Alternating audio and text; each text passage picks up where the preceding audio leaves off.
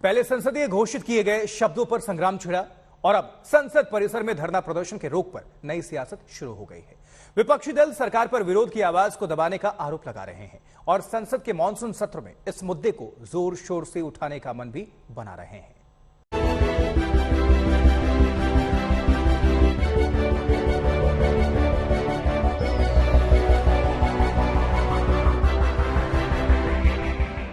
18 जुलाई से संसद का मॉनसून सत्र शुरू होना है और सत्र से पहले एक आदेश पर सियासी आर-पार शुरू हो गई है। दरअसल सचिवालय की ओर से जारी आदेश में कहा गया है कि अब संसद भवन परिसर में धरना प्रदर्शन, भूख हड़ताल की इजाजत नहीं होगी।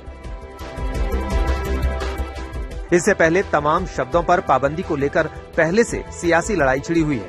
अब धरना प्रदर्शन पर नए आदेश को लेकर सियासत गर्मा गई है। राज्यसभा सांसद और कांग्रेस के वरिष्ठ नेता जयराम रमेश ने भी इस पर ट्वीट किया। उन्होंने आदेश की कॉपी को शेयर करते हुए लिखा, विश्व गुरु का नया काम, धरना मना है। अगर आपके खिलाफ कोई बोल भी देता है, ट्वीट भी लिख देता है, आप उसको हवालात में डाल देते हैं। सदन के अंदर आप बिलों पर बहस नहीं करते हैं, आप ऑर्डिनेंस के माध्यम से थोपने की कोशिश करते हैं, आप किसी बात पर चर्चा और विचार विमर्श नहीं करते हैं। ब्रूट मेजॉरिटी से आवाज के माध्यम से बिल पास कराए जाते हैं, जो हालात देखे गए पार्लियामेंट के अंदर।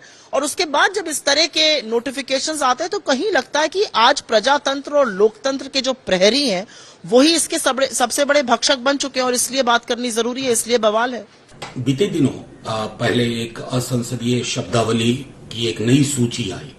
वो अपने आप में एक तकरीबन मैं कहूंगा कि एक ऐसी मनोवृत्ति का परिचय है कि लोकतांत्रिक मूल्यों और प्रतिरोध की पूरी संस्कृति को आप खत्म करना चाहते हैं। शब्द भी आप लोगों को चुनने नहीं देंगे। अब ये पार्लियामेंट्री बुलेटिन आई है।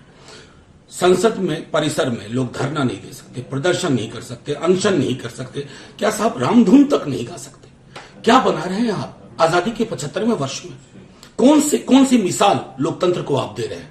कोणताही शब्द इस देश में अगर कोई बोलता है कि कोई चीजें और शब्द अनपार्लियामेंट्री है, मैं मानने को तैयार नहीं हूँ। इस देश में जो चीजें होती है वो सब पार्लियामेंट्री होती है। ये देश सभ्य और संस्कारक्षम लोगों का देश है। ये देश की सबसे बड़ी ताकत विनम्रता है। अगर कोई ये मानने को तैयार नहीं तो मुझे लगता है उनको अब बताना पड़ेगा ये देश क्या है, देश का इतिहास क्या है।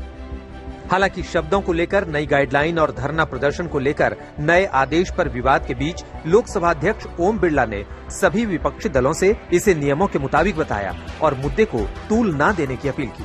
ये प्रक्रिया लंबे समय तक चल रही है और आप सबको जानकारी है कि 2009 से ये प्रक्रिया चल रही है। उसके पहले भी प्रक्रिया चल रही थी, उसके सबके सर्कुलर जारी कर दिए।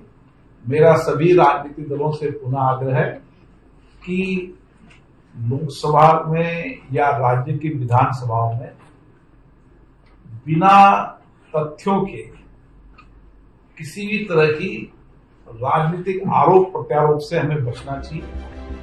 लेकिन विपक्षी नेताओं के तेवरों को देखते हुए हंगामा इतनी आसानी से शांत होता नहीं दिख रहा है, क्योंकि एनसीपी अध्यक्ष शरद पवार ने भी अब इस मुद्दे पर विपक्षी दलों से चर्चा की बात कही है। आज जो स्पीकर साहब से स्टेटमेंट आया है उस स्टेटमेंट के मुताबिक ऐसी पाबंदी वहाँ नहीं है, ये बात उन्होंने कही है। अभी कल हम बैठेंगे दिल्ली में सभी राजनीतिक दलों के नेता और क्या फाइनल स्थिति क्या है, ऑर्डर क्या है वो देखेंगे और फिर रिएक्ट करेंगे। साफ है कि संसद परिसर में धरने, भूख हड़ताल पर पाबंदी पर पॉलिटिक्स ने जोर पकड़ लिया है, जिसका असर संसद के मॉनसून सत्र में दिखाई दे सकता है। मौसमी सिंह के साथ हिमांशु मिश्रा, दिल्ली आज तक।